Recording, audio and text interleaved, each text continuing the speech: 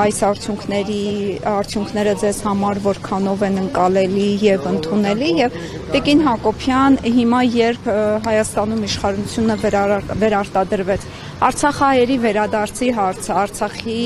հարցի բարձրաձայնումը առաջ մղումը, միջազգային օրակարգերում առաջ տանելը, ինչպես եք դուք պատկերացնում։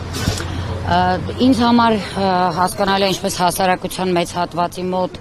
ընկալելի չէ, ընդունելի չէ, բայց սպասելի էր այս ելքը ընտրությունների արդյունքում,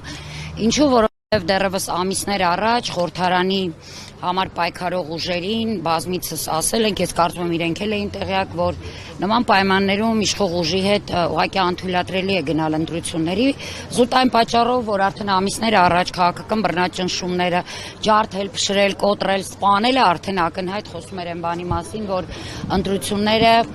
որևէ կերպ նախ լեգիտիմ չեն, արդեն իսկ լեգիտիմ չեն եւ կեղծվելու են բոլոր ձևերով, ընտրակաշարք,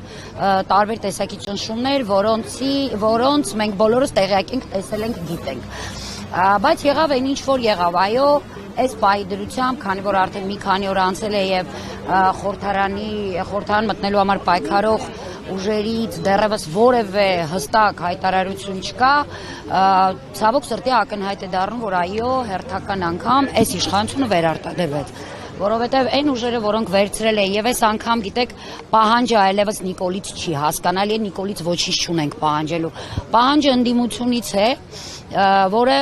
դեռևս ուժ չէ, դեռևս անելիքներ ունի եւ եթե հասարակությունը, եթե մենք փաստում ենք, որ այս ընտրությունները օրինական չեն, այս ընտրություններում տարբեր մեթոդներ, տարբեր տեխնոլոգիաներ են կիրառվել,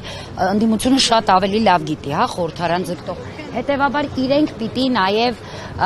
իրենց որոշման կայացման մեջ այնպիսի քայլեր ձեռնարկեն, որ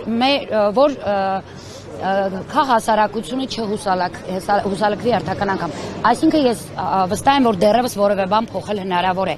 Ինչ վերաբերում է Արցախահայության հարցին, Արցախի հարցի փակվել չփակվելուն, մեր կյանքում այս պայդրությամբ որևէ բան չի փոխվել։ Ես հասկանում եմ, գիտակցում եմ, որ Աստված մի արած է իրոք իշխանությունների վերարտադրման դեպքում։ Մեր նկատմամբ բռնաճնշումները տարբեր տեսակի, հա, ես մինչև ամենածայրահեղը պատկերացնում, որ այս իշխանությունները անելու են, պատկերացնում ենք, բայց դա մեկ վայրկյան անգամ վստահ եղեք, մեկ վայրկյան անգամ մենք կանգ չենք առնելու եւ որևէ կերպ չենք դադարելու պայքարից։ Եվ ես ինչպես ասել եմ 2 օր առաջ, այնպես այդ կարծիքին եմ շարունակելու եմ ասել, եթե լույսը բացվեց, եթե մենք արթնացանք, ուրեմն Աստված պարգևել է այդ կյանքը, որտեղ ծրագիր կա, որտեղ պիտի շարունակենք մենք պայքարել։ Հանգուցալուծումը ինչպես եք տեսնում այս պարագայում։ Այս իրավիճակում, հանգուցալուծումը, այս իրավիճակում